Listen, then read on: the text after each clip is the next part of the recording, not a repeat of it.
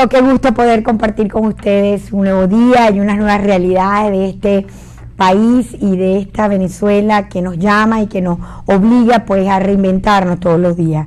Ciertamente, antes que nada, pues lo más difícil y que comparto pues aquí con todo el equipo de producción y este esfuerzo que hacemos Iraida Villasmil con por qué pasa lo que pasa, para, bueno, de alguna manera compartir estas realidades. Quiero empezar pues por lo que ha sido todo el tema eléctrico. Nos han escrito por todos lados, nos han llamado de todos los lugares, sitios en donde ha habido más de 12 horas sin sistema de luz. La situación eléctrica del estado Zulia es grave, muy grave. Sectores en donde apenas les llega la luz, no ha pasado 3 horas y de una vez se la vuelven a quitar. Ayer el teléfono nuestro pues sencillamente no paraba de sonar y de contactarnos para informarnos de los distintos sectores que están agobiados. Pueden hacer cortes a las 9 de la noche hasta las 3 y 4 de la mañana. Los niños no duermen, no van al colegio. Es una situación muy, muy difícil. Y sin hablar de los poblados. Porque, por ejemplo, de Santa Bárbara nos informaban que estuvieron casi 2 días sin sistema eléctrico. Claro, allá hay una cantidad de haciendas y de gente que tiene planta y ayuda y coayuda a algunos sectores. Pero la realidad eléctrica nos tiene que obligar a encarar a un gobierno que nos ha dado una respuesta que lo dejan a uno asombrado. Entonces, el ministro dice que el problema eléctrico, especialmente el Zulia, es la cercanía que el Estado tiene con el sol, un fenómeno que se llama equinoccio. O sea, de verdad que nos tratan como si fuéramos tontos o atrasados funcionales. La realidad del tema eléctrico del país es muy sencilla. Se robaron los dineros de inversión y no hay nada que genere la sustitución de los megavatios frente a la demanda. Corpoelec se tragó a todas las demás filiales como en el BEN y las demás que estaban en distintos estados, que funcionaban óptimamente, y hoy en día pues Corpoelec es un dinosaurio en extinción. Y por si fuera poco, pues nos salen con una respuesta de un carácter y de un tipo que uno dice, pero bueno, ¿qué nos creen? Lo cierto es que aquí tenemos pues de todos lados ha llegado esta dura noticia, una dura noticia porque sectores, barriadas, en el medio de la oscuridad, pues pasan todo tipo de delincuencia, la gente está desesperada y verdaderamente agobiada. Esperamos que el gobernador como el alcalde pues puedan darle la cara al Estado y nos puedan decir la verdad, porque no nos pueden seguir tratando como si fuéramos unos tontos funcionales, que es un tema ahora de un fenómeno que si el sol llega a los rayos más directos al estado Zulia, como si el globo terráqueo no existiera. Sinceramente es muy duro, pero no creo que vaya a haber una solución. Lo dijeron los diputados que estuvieron aquí. La demanda kilovatio no alcanza para lo que fue la inversión kilovatio del país. Se tragaron los dineros de la inversión eléctrica. Esa es la verdad. ¿Cuál es la solución? No la conocemos. Sectores que salen tímidamente, queman. Anoche me estaban llamando unos sectores que se querían organizar, pero ciertamente eso no nos va a devolver la luz. Lo que nosotros necesitamos es saber cuál es la dirección de la inversión eléctrica del país. Y frente a eso, un ministro que dice que es un tema de los rayos solares, pues el corazón se nos pone chiquitico, porque qué capacidad y qué pericia y capacidad técnica pueden tener ministros, que esas son las respuestas que nos dan. Pero por si fuera poco, el bloqueo del país es tan grande que sencillamente tampoco van a haber nuevos recursos de donde apalancar el tema eléctrico. También otra noticia que ha llegado a este fin de semana, pues que llegaron al Zulia 1.400 toneladas de alimentos CLAP. Yo estuve haciendo una división, ¿no? Y al mes una familia consume entre 300, 200 y tantos kilos, 300 kilos, una familia de 5 personas. Y yo dividía estos 1.000 y tantas toneladas que nos dicen con bombos y platillos que llegaron al estado Zulia, y bueno, no alimentan prácticamente ni a 1 millón de zulianos. Entonces, el tema no es darnos la comida como si fuéramos unos indigentes y unos subvencionados. El tema es darnos la posibilidad de la productividad que una vez tuvo este país. Indudablemente bienvenido, porque el hambre del Estado y el padecimiento de tanta gente es tan grande que bienvenido todo ese tonelaje de comida. Bienvenido sea. Y bueno, por último, la noticia que nos llega de todos lados, que es que la situación inmigratoria de los venezolanos que siguen abandonando el país y lo que han vivido estos últimos momentos, sobre todo porque los diputados nacionales estuvieron sesionando en Cúcuta con varios diputados de la tolda colombiana, estuvieron reunidos en un encuentro que denominaron diputados de Latinoamérica y pudieron pues constatar toda esta realidad migratoria y dura, que ya nosotros hemos sido calificados como refugiados en otros lugares de los países. Pues sigue siendo la noticia también del día, la huida de los venezolanos ante la dura vida que se está llevando en el país. Dios permita que podamos salir adelante, y por eso me complace tantísimo poder tener en la tarde de hoy a el licenciado Jesús Castillo, quien va a estar compartiendo con nosotros algunas visuales, sobre todo después de este proceso electoral que acabamos de vivir recientemente con el tema de las presidenciales Maduro y Falcón. Ya venimos.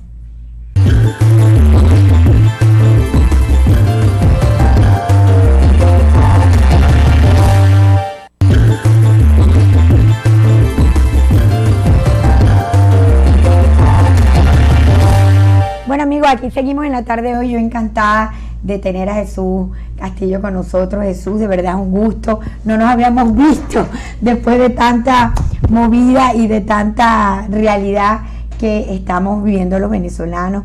Quería saber, sobre todo después del episodio que vivimos con estas elecciones presidenciales donde gana la abstención nuevamente. Las mediciones más modestas dicen que más de un 70 y tanto % no salieron los venezolanos a votar, ya no confían en el CNE, no hay ningún interés por el tema de convalidar llamados presidenciales, sobre todo cuando viene de la Asamblea Constituyente, que todo el mundo pues ya la percibe como ilegal. Un gobierno pues que yo diría que está entrando en su fase de supervivencia ante el acoso internacional y el corte de tantos ingresos. China hoy informa que le corta todos los créditos a Venezuela, con lo cual el gobierno pierde uno de los más importantes aliados financieros. Me gustaría, dentro de ese contexto, ¿cómo ves tú el tema gobierno de Maduro ante tantos cortes, no solamente en las relaciones internacionales, sino comerciales? Y cómo estás viendo también la actitud del venezolano frente a una realidad que le ha dado por escapar del país, irse y no enfrentar pues el rescate de una Venezuela que nos pertenece a todos, ¿no? Y bienvenido, Jesús. Gracias, un placer también estar acá con la señal de Global TV y en tu programa, reencontrándonos después de este proceso. Mira, ante lo que explicabas, ¿ok? Lamentablemente esas son muy malas noticias para el gobierno, pero también son muy malas noticias para la posición política del país. Primero porque haber desactivado al elector opositor no fue buena estrategia, ¿ok? Después del 20 de mayo, por más que hablan de un presidente ilegítimo, vimos a un presidente reunido con el senador, nada más y nada menos presidente de la Comisión de Relaciones Exteriores del Senado de los Estados Unidos en Miraflores, ¿ok? Del Partido Republicano. Pero también vimos a un presidente reunido con el nuncio apostólico, vimos al presidente reunido con el presidente de la CAF, vimos al presidente reunido con toda la Comisión Nacional Bancaria con el tema de reconversión monetaria. Vimos a un presidente llamando a la Comisión de la Verdad de la Asamblea Nacional Constituyente para el tema de los presos, ¿ok? Los presos políticos, otros dicen que son civiles, por una parte suelta presos, por otra parte detiene militares, y vemos por supuesto que ante todo este hecho, lo que en algún momento se llamó la abstención, no hubo un cumplimiento posterior a las acciones inmediatas del ciudadano. El ciudadano que está pasando ahorita, el ciudadano perdió la credibilidad hacia los actores políticos del gobierno, perdió la credibilidad hacia los actores políticos opositores, pero sin ninguna duda, por más que digan hoy que el presidente Nicolás Maduro es ilegítimo, siguen funciones gubernamentales por 6 años y 8 meses más. Ante esta situación, ¿qué está ocurriendo en Venezuela? Que obviamente el ciudadano le cuesta mucho sobrevivir, está buscando, ya uno antes iba para el oriente del país, o ibas para los llanos, o ibas para centro-occidente, y tú decías, bueno, que la situación económica en el sur es más compleja, pero en centro-occidente es más barata, o en los llanos más barato. No, ahora la crisis es nacional, porque por la escasez de productos, por la variabilidad del sistema cambiario, ¿ok? Y obviamente los comerciantes de hoy, para poder sobrevivir ante las faltas de inventario o reposición de inventario, manejan el precio prácticamente libre, ¿ok? A como cada quien decida cómo hacerlo. O sea, a estos descontroles, obviamente hay un ciudadano que se siente desesperanzado, toma la decisión que tú acabaste de decir de irse del país, toma la decisión de que, bueno, aquí no hay nada más que hacer, y toma la decisión de que, bueno, el gobierno y la oposición no van a resolver ni los problemas. Pero hay otra clase de ciudadanos que están tomando otro tipo de posición, que es más interesante, que es lo que nosotros hemos llamado la Venezuela posible, que es ese ciudadano que hoy dice, bueno, como el gobierno no va a resolver, y como la oposición no va a resolver, yo tengo que resolver. Y empiezan las organizaciones ciudadanas de emprendimiento, y empiezan las organizaciones ciudadanas de poder resolver los problemas. Aquí en el estado Zulia hay un caso muy importante de estudiar, que es la parroquia El Danto, del municipio de Lagunillas, en Ciudad Ojeda. Es una parroquia que da independencia, que da autonomía, y que de una u otra manera ellos han buscado la manera de tener escuelas, de tener centros de salud, de tener transporte en la comunidad, de abastecerse de lo que el gobierno local, del gobierno regional y el gobierno nacional no lo atienden. Tú lo explicabas muy bien al principio del programa, lo que se está viviendo con el tema eléctrico. Pero se está viendo con el tema eléctrico, con el tema de transporte, con el tema del efectivo, con el tema económico, con todo. Pero ¿por qué hay una pasividad tan alta del ciudadano ante estos hechos? ¿Por qué hay una pasividad tan alta de los actores políticos que se lo ponen al gobierno? ¿Y por qué hay una pasividad tan alta de los actores políticos que están en el gobierno? Lo que hacemos los politólogos es estudiar los escenarios, y este escenario que viene en futuro, te puedo hoy afirmar que la política en el país está en manos del gobierno. El gobierno hoy domina el 98.7% del poder público nacional. De los 335 alcaldes tiene 308, de los 23 gobernadores tiene 19, tiene el poder ciudadano, el poder moral, el poder electoral, tiene el poder judicial, controla las Fuerzas Armadas en su gran mayoría, pero a nivel de los altos mandos, y además tiene de los alcaldes, tiene, por supuesto, los gobernadores, 44 ministerios, 116 viceministerios. En pocas palabras, Iraida, el gobierno hoy no tiene que echarle la culpa. A partir de este momento, lo que pase bueno, lo que pase malo, es responsabilidad del gobierno, porque domina todas las políticas públicas del Estado. Eso quiere decir que no tiene donde buscar culpables. Entonces, te resumo, ¿dónde está la política del país? Entre el ala del chavismo y el ala del madurismo. Vamos a comercial y ya venimos con más para entonces redondear esa idea del reto que nos espera, claro, frente pues a la Venezuela, que nos tiene que reorganizar y reunir ante los problemas y las soluciones. Ya venimos.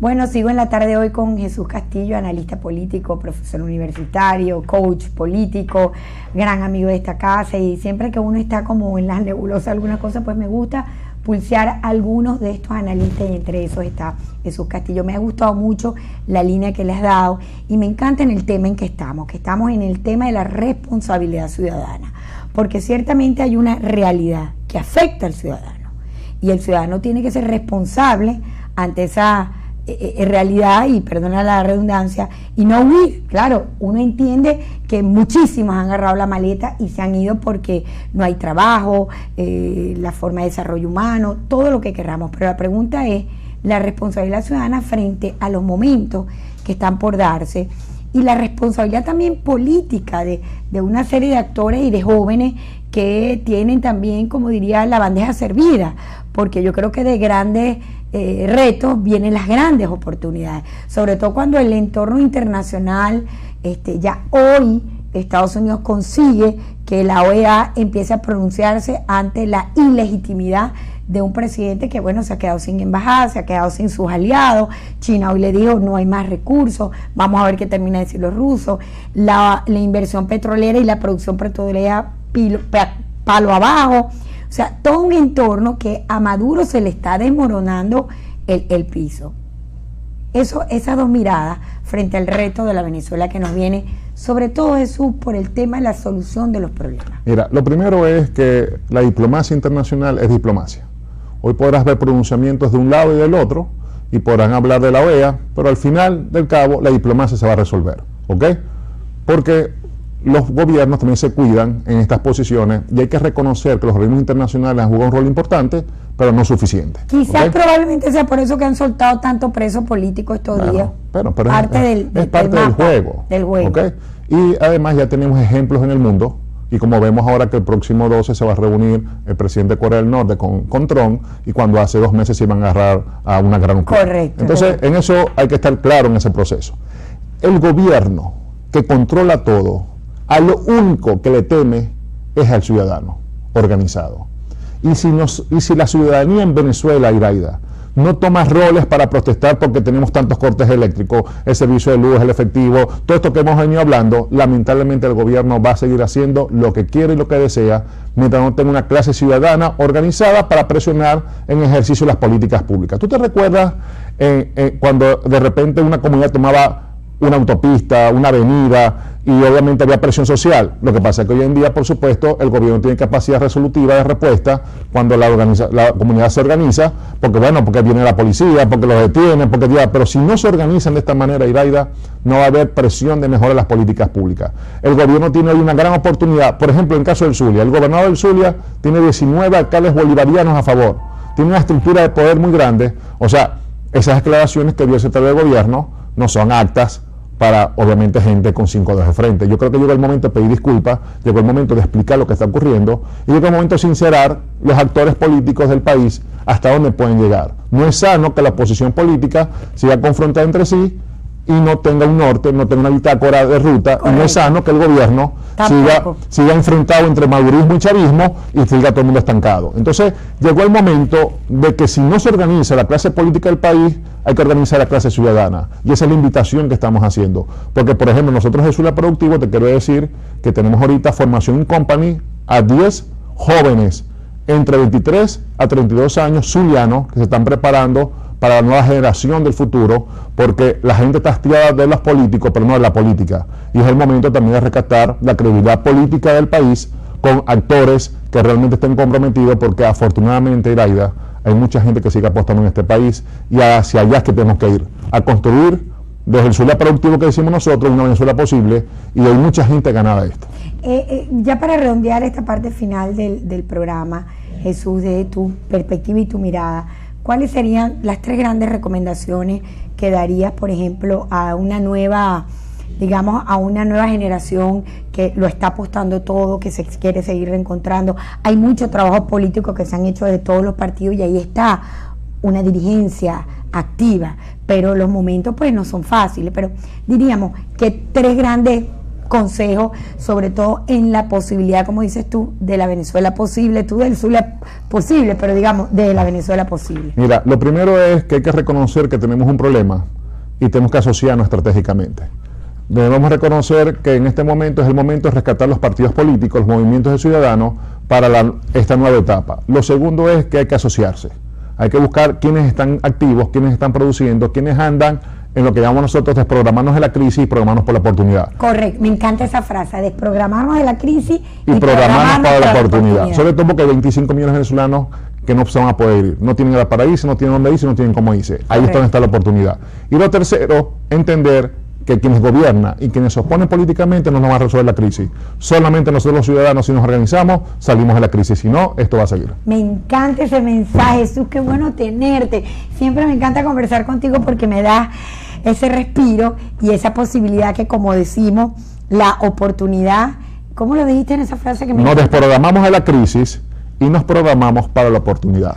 Eso es lo que tenemos que hacer. Yo creo que con esa frase estamos perfectos para terminar el programa de hoy y decir, hay que desprogramarse de tantas crisis, de tantas angustias y reprogramar el chip, a ver dónde está la oportunidad y qué puedo hacer por el cambio, en las comunidades, en los problemas, en lo que sea. Jesús, es un gusto de verdad tenerte siempre. Cuídate mucho. Próximamente para oír qué has logrado de esos coach y qué se ha sacado, y vamos a tener ese... Por @Castillo Molleda. Ajá. A partir después que termine el Mundial de Fútbol, te voy a invitar a unas tertulias que vamos a tener todos los jueves en un lugar de acá de la ciudad, vamos a hacer pedagogía política para el emprendimiento. Qué bueno, bueno, aquí lo dejo en esta cámara, Jesús, acompáñame ahí a despedir el programa y a decir como decimos todas las tardes, con fe y entusiasmo, como este joven emprendedor, coach, analista, profesor universitario, esta juventud que no nos paramos de soñar y de creer en esta Venezuela que vamos a rescatar porque nos lo merecemos. Los espero un próximo, porque pasa lo que pasa. Chao, chao.